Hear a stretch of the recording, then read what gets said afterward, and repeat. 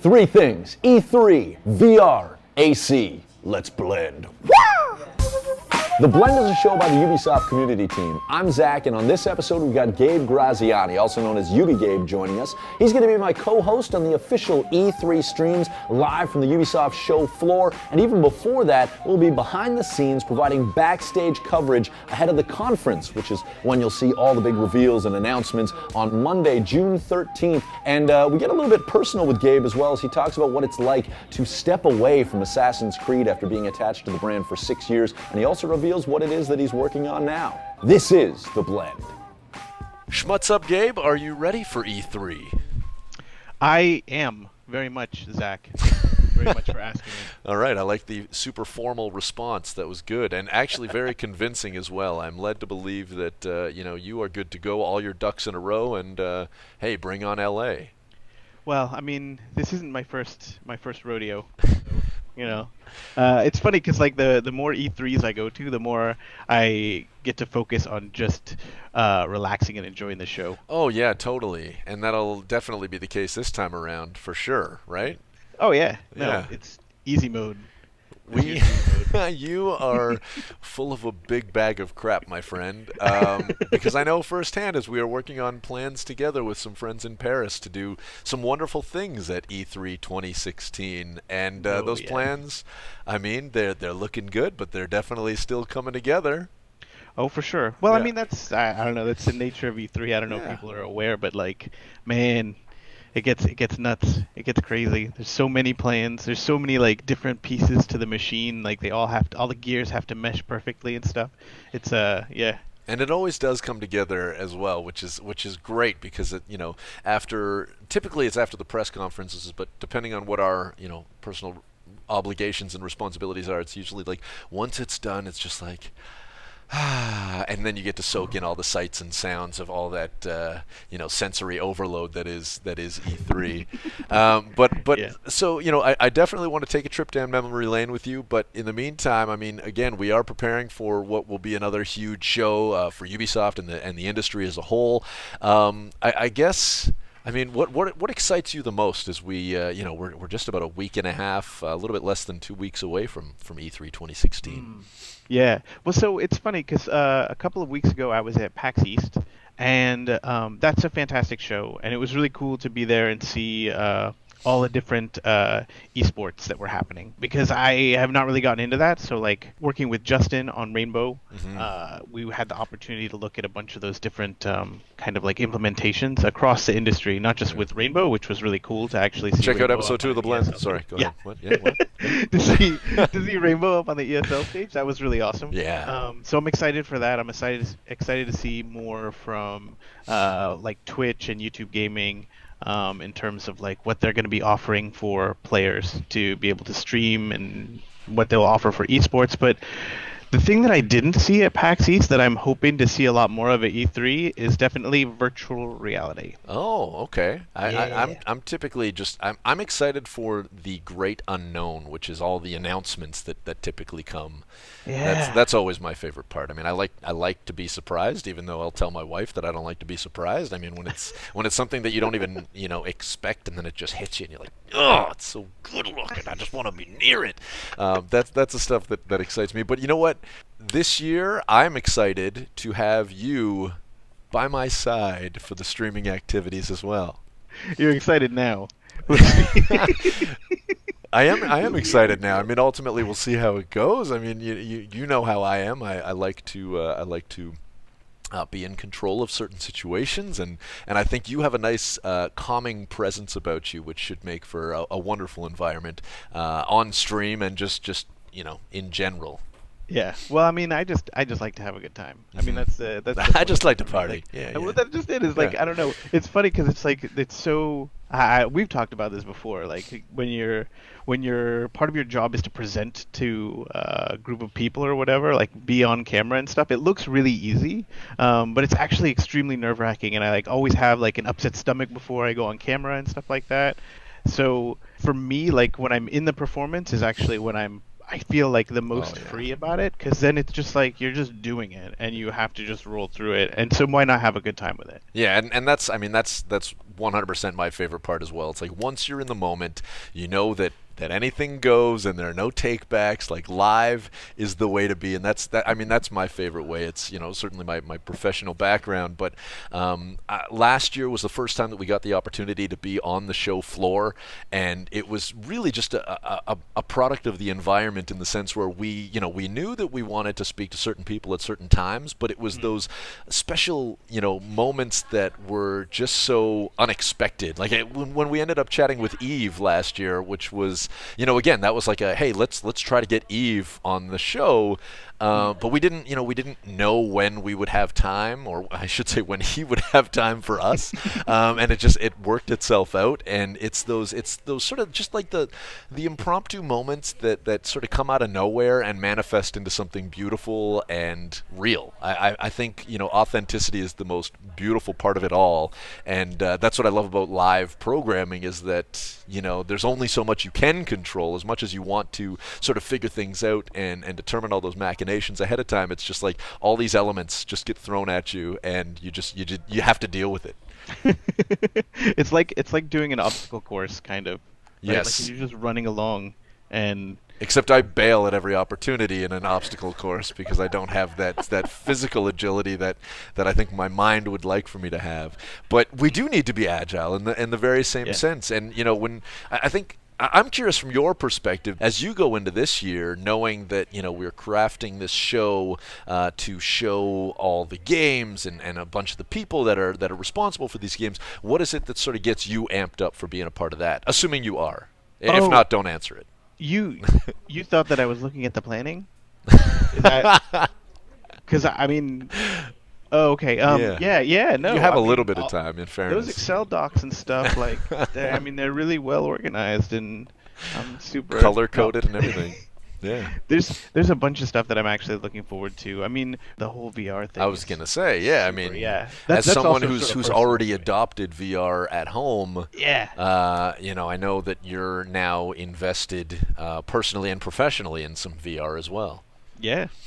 Let's talk about that. Okay, sure. Yeah, so like as you mentioned, I have an Oculus DK2 at home, and I purchased that because I was really curious about what it was, and also mostly because I wanted to play Elite Dangerous. But yeah, so I've been messing around with it and looking at some of the launch titles and stuff like that.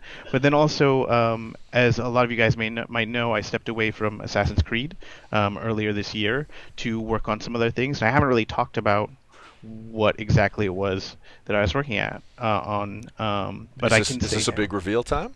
Well, I don't know if it's a big reveal. It's a pretty big reveal. I think it's this is the Blend exclusive. Well, I mean, okay. The game has already been announced, though, so it's not like people should be super shocked. This is the Blend exclusive. Yeah. Snare Rush, please. I think we've taken some wind out of the sails at this point. Really? What are you working on? Plenty of build-up. Oh, yeah, I know. Oh, gosh. No.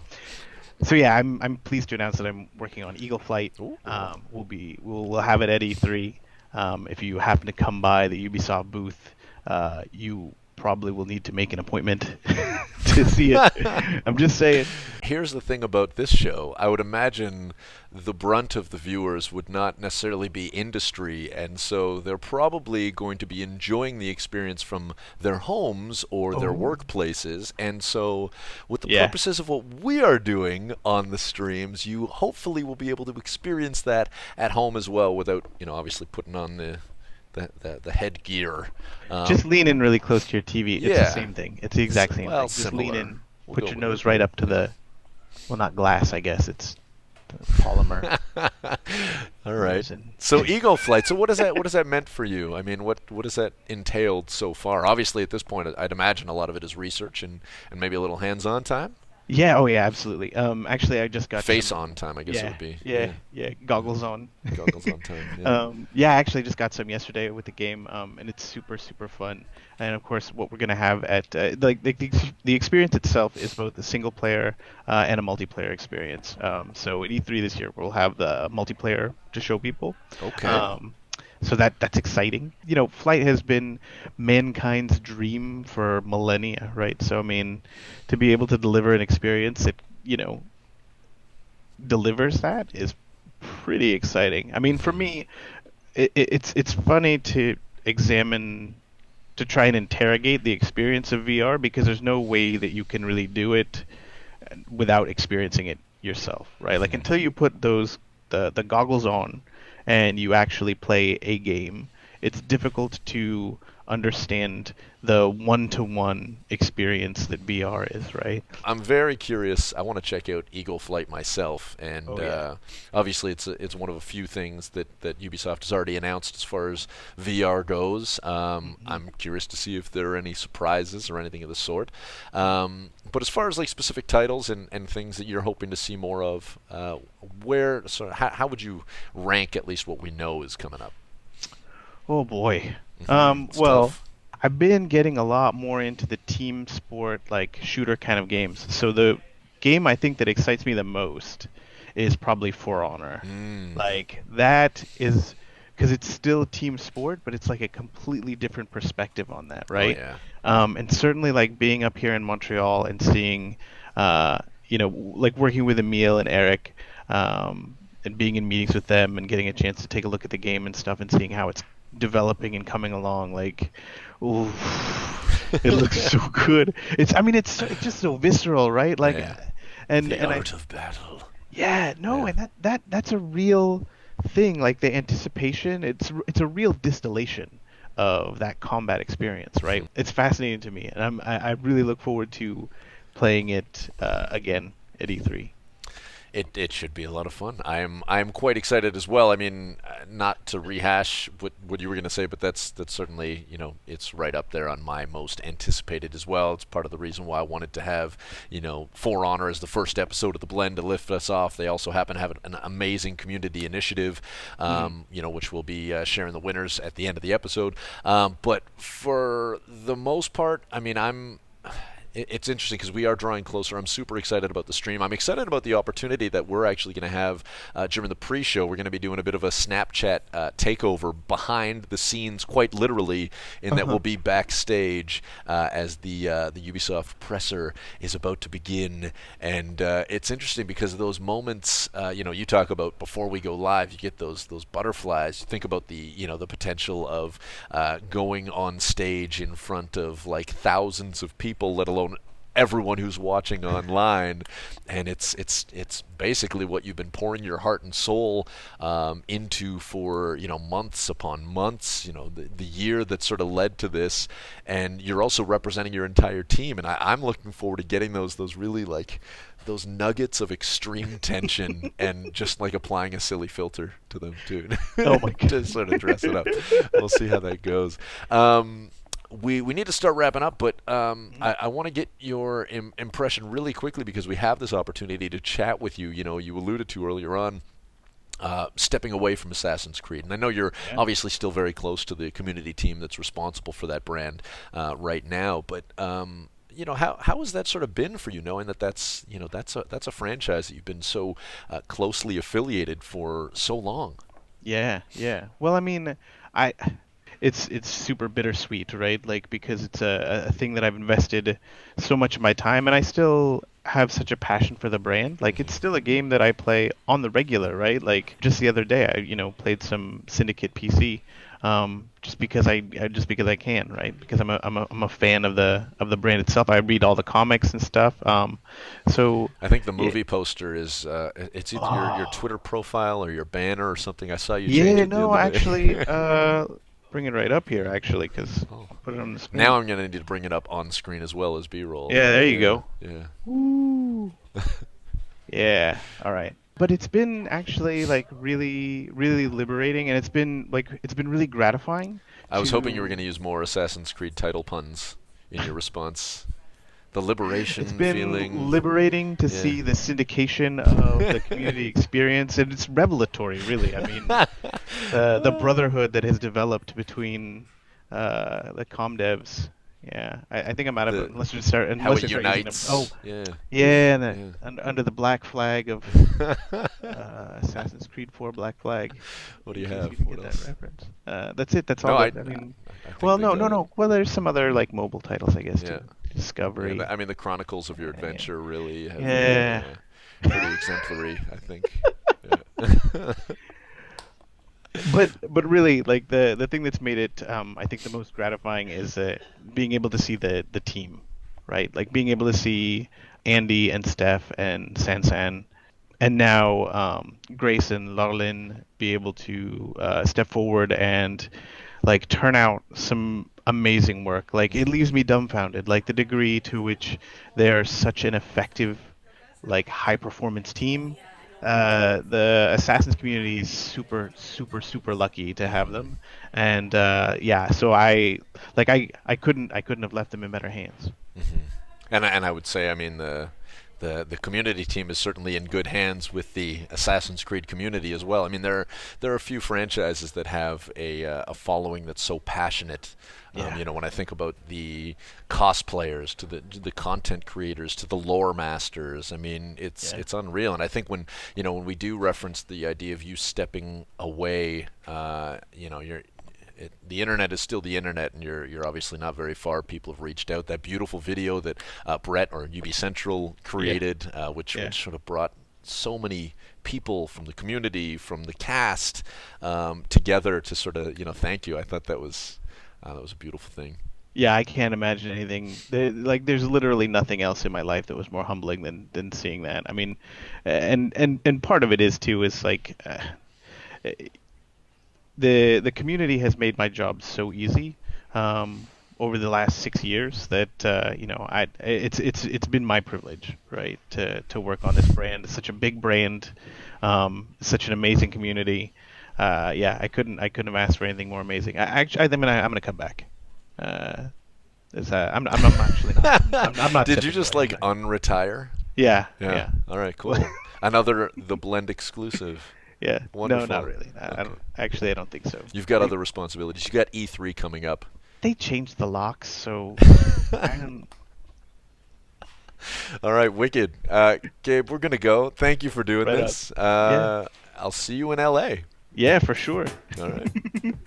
All right, big thanks to Gabe. Very much looking forward to the big streams before the conference on Monday, June 13th. You can find us behind the scenes, providing backstage coverage on Snapchat, and then again all day Tuesday from the E3 show floor, twitch.tv/Ubisoft. The big question for this episode: what excites you most about E3? Is it the game reveals? Is it the hardware announcements? Or is it the conversations that come from all of the above? I want to know what you think. Hit us up in the poll. Link is in the description below. Last episode we did a poll about Rainbow Six Siege Season 2 Operation Dustline and what you appreciated most. 58% of you said it was all about the map and the new operators. 33% of you said you appreciated the gameplay tweaks and improvements. There were over 50 of them. And then the remaining 9% or so said you dug the personalization opportunities with the headgear and the charms. So thank you very much for taking part. Also wanted to quickly congratulate the winners of For Honor's Community Reporter Contest. Looking forward to seeing Robin, Zach, and Brandon at E3. It's hard to believe, but the next episode will be from E3. I'm going to be checking in with all of the community teams, some of which you know, some of them you don't know yet.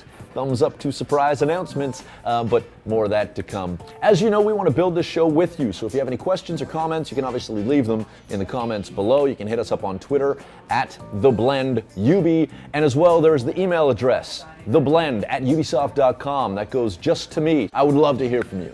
And lastly, I want to dedicate this episode to a friend and Ubisoft Toronto family member, Frank Aiello, who recently and suddenly was taken away from us much too soon.